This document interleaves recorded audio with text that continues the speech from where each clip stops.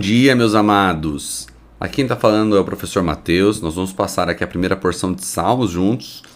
Eu tenho certeza que, mais uma vez, eu serei muito abençoado em poder estar junto com vocês e espero profundamente que as explicações também edifiquem sua vida. Sempre lembro que a exposição, a nossa parte, é simplificar as coisas para você. Mas a riqueza está em você aprender a ler e desfrutar da palavra de Deus como uma disciplina bíblica que pode, de fato, construir a sua vida em Deus de uma maneira sólida. E hoje nós vamos expor os primeiros 5 versos de Salmos, 5 Salmos primeiros, né? O Salmo 1, 2, 3, 4 e 5. O Salmos não é um livro propriamente dito, embora possamos considerá-lo assim dentro dos 66 livros da Bíblia, mas ele é um compêndio de canções. Salmo significa saltério, né? Então ele é como se tivesse, como fosse um inário. Vamos pensar assim, igrejas mais convencionais que ainda usam inário, harpa cristã, com várias canções. Assim poderíamos dizer que era o livro de Salmos, um inário com muitas canções. Algumas delas mais difíceis de serem cantadas, né? Nós não conseguimos imaginar alguns salmos sendo cantados, né? A gente não consegue imaginar, por exemplo, o Salmo 119, um salmo tão longo, num culto comum sendo cantado. Mas assim era. As reuniões solenes em Israel, eles eram usados, os salmos eram usados em diversas ocasiões. Tempos de alegria, tempos de guerra, tempos de tristeza, tempos de felicidade. Mas mais do que canções, também eram orações. E um ótimo guia para aprendermos a orar. Porque às vezes nós pensamos que precisamos ter palavras tão eruditas, palavras tão bonitas. E é lógico que os salmos, quando traduzidos para o português, são usadas as melhores palavras. São usadas palavras todas bem desenhadas, mas não era bem assim. Os salmos eram escritos como canções simples, com palavras de homens que estavam dizendo o que sentiam. E assim, lendo os salmos, nós aprendemos a orar, aprendemos que não há limite para falar com Deus, não há limite para expressar o nosso coração, não há limite para falar de nossas dores, não há limite para falar de nossa perspectiva, ou seja, da onde a gente está olhando a vida. E nós teremos um Deus pronto para nos ouvir, Deus que preza pelo relacionamento e que inclusive enviou teu filho para morrer na cruz por nós, para que pudéssemos falar. Em um dos salmos, Davi diz assim: eu criei, por isso falei, estou completamente arruinado. Olha que maravilhoso. Eu tenho fé para saber que o Senhor me ouve e tenho fé para saber que eu posso dizer o que eu estou sentindo. Então nós vamos estar aqui nos deliciando nesses salmos e que em cada um deles nós possamos olhar a oração do salmista, a canção do salmista e também nos sentirmos inspirados a orar e falar com Deus.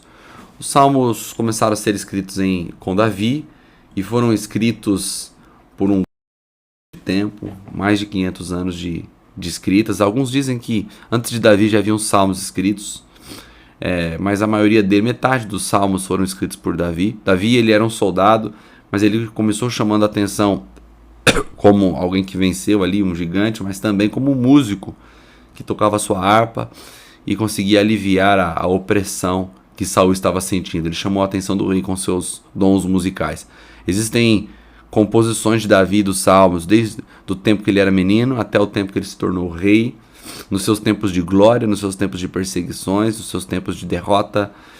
Nós temos salmos que foram compostos já no período onde o povo estava passando por muita dificuldade. Então nós temos orações de todos os tipos, em todos os momentos, por vários tipos de homens, que você se sinta inspirado a aprender a orar com os salmos e que nós possamos nos deliciar nessa leitura. O Salmo 1 é um dos meus salmos prediletos, né? Aquele salmo que começa dizendo: bem-aventurado o homem que não anda no conselho dos ímpios, não se detém no caminho dos pecadores, nem se assenta na roda dos escarnecedores, antes o seu prazer está na lei do Senhor, e na sua lei medita de dia e de noite. Ele diz: ele será como árvore plantada junto a correntes de água, que no devido tempo dá seu fruto e cujas folhagens não murcha, e tudo quanto ele faz será bem sucedido. E logo no verso 4 ele já começa a dizer o contraste sobre o que vai acontecer com os ímpios. Os ímpios não são assim. São, porém, como a palha que o vento dispersa. Por isso os perversos não prevalecerão no juízo, nem os pecadores na congregação dos justos. Pois o Senhor conhece o caminho dos justos, mas o caminho dos ímpios perecerá. Você vai perceber, eu fiz questão, eu não vou fazer isso em todos os salmos, ler o salmo todo, mas é que ele é curtinho, para mostrar para você que ele está sempre fazendo um contraste entre o que Deus faz aos justos e o que Deus faz aos ímpios. E é muito gostoso porque nós podemos, como nós que vivemos nessa era cristã, debaixo dessa intervenção da graça de Deus sobre nossas vidas, nós podemos, diferente deles, que tinham uma visão de justiça muito pessoal, muito por obediência à lei. E nós aprendemos no Novo Testamento que ninguém é justificado pela lei, o apóstolo Paulo diz aos Romanos. Ninguém é justificado, ninguém é tornado justo pela lei, mas a graça nos torna justos. Então, quando nós lemos os Salmos, nós ainda temos uma alegria a mais de saber que o que ele está falando ali se aplica a nós, porque nós somos justos não por nossa própria justiça, mas porque fomos justificados por Jesus. Jesus não só nos perdoou de nossos pecados, ou seja, quitou as nossas dívidas, como também nos justificou, que foi a transferência de seu crédito para nós. Ou seja, nós vivemos na justiça de Cristo, nos relacionamos com Deus na justiça de Cristo. Quando Deus olha para nós, o que Ele vê em nós não são os nossos pecados, mas Ele vê em nós a justiça de Cristo é imputada em nós. Por isso Deus não está realmente cobrando dos homens, de nós, os nossos pecados, porque o que Ele está vendo é uma justiça plena que foi imputada sobre nós. Então, todos os salmos que falam sobre o justo, nós podemos olhar e nos ler naquele salmo, porque nós recebemos de Cristo essa justiça. Já no capítulo 2, no Salmo não se usa capítulo para se expressar a ele, mas como força de expressão, o Salmo de número 2 já é um salmo que está falando sobre a revolta dos reis contra o ungido do Senhor. Por muito tempo esse salmo foi usado em coroações de reis da linhagem de Davi.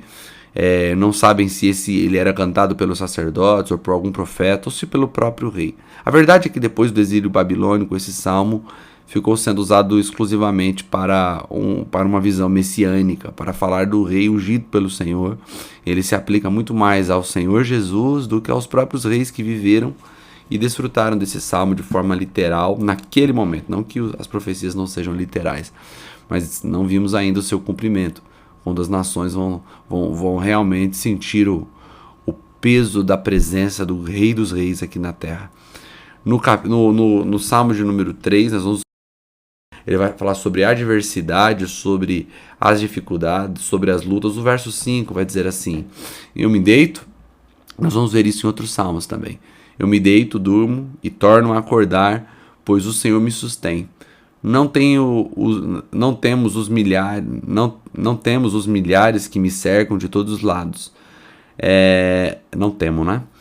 Levante-se, Senhor, salva-me, Deus meu. Quebra o queixo de todos os meus inimigos e arrebenta os dentes dos ímpios. É muito importante.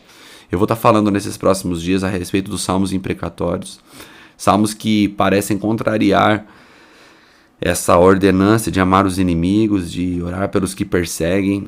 E quando nós vamos aqui nos salmos, pessoas usando de forma equivocada esse salmo como se ele desse algum tipo de legalidade para que nós, em vez de orarmos pela bênção daqueles que nos perseguem, nós orássemos para que as pessoas fossem destruídas, e usamos às vezes o texto bíblico, e nós vamos entender um pouco mais o contexto e o porquê esses salmos são assim. Essa semana estava vendo um vídeo de um pastor, acho que no Rio de Janeiro, abriu a janela para a cidade e ele proferiu maldições e maldições e mais maldições e mais maldições sobre a cidade, e claramente não vivendo sobre o Espírito de Cristo, né? que é diferente.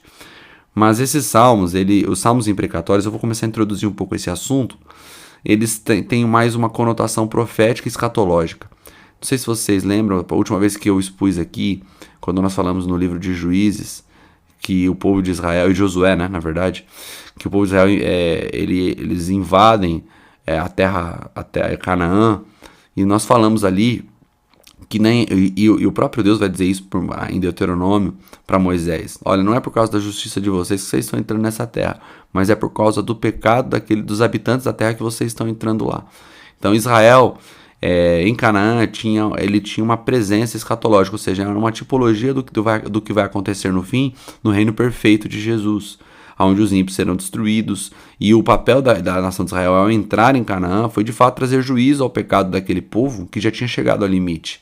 E por muitas vezes nós vamos ver Israel cumprindo entre as nações um papel que aponta para o que Jesus fará com aqueles que se levantarem contra ele, aqueles que em sua volta se rebelarem e lutarem contra o ungido. Todos eles serão quebrados, todos eles morrerão, todos eles se perderão. Então aqui se cumpre, nós temos muitas lições nos Salmos imprecatórios. Temos a lição de mostrar que eles não confiavam em si mesmos para se vingar, porque isso era contrário à lei. Eles confiavam no Senhor, porque ao Senhor pertence a vingança. Também apontava para o reinado perfeito do Messias, que destruirá todos os inimigos e todos os ímpios.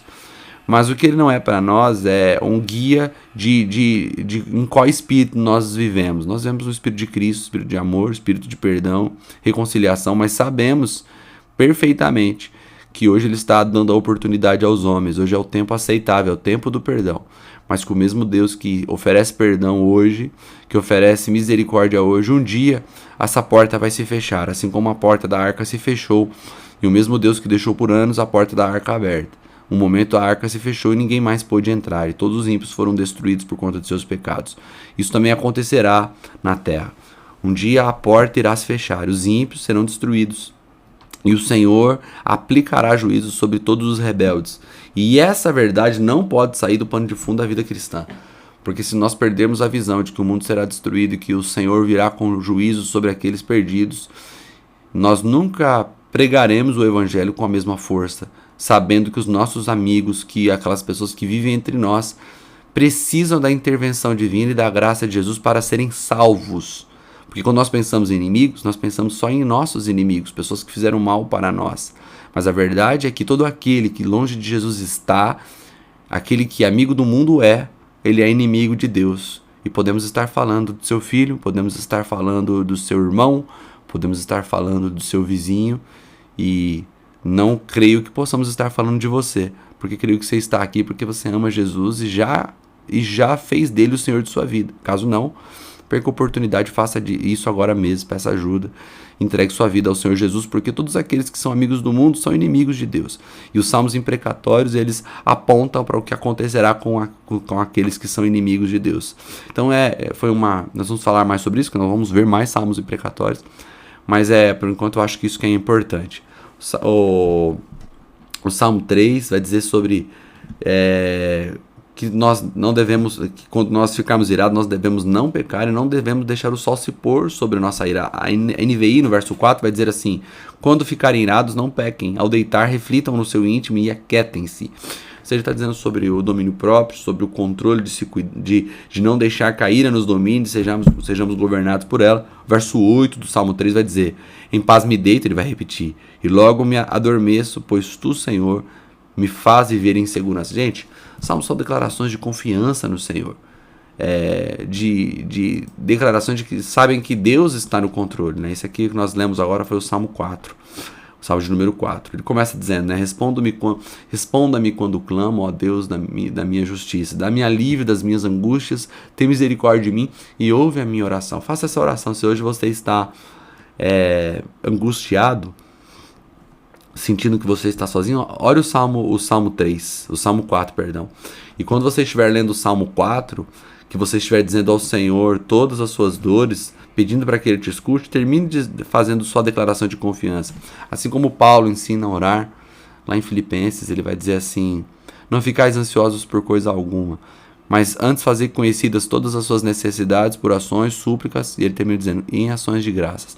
E o Deus de paz, ele fala assim, guardará o vosso coração e a vossa mente em Cristo Jesus. Então ele fala que a paz que excede todo entendimento guardará o vosso coração e a vossa mente em Cristo Jesus. Ele ensina a oração, ele fala súplicas e no final ações de graça. Então faça como o salmista fez no Salmo 4. Suplique, fale sobre sua dor, mas termine sempre fazendo uma declaração de confiança, sabendo que o Senhor cuida de você.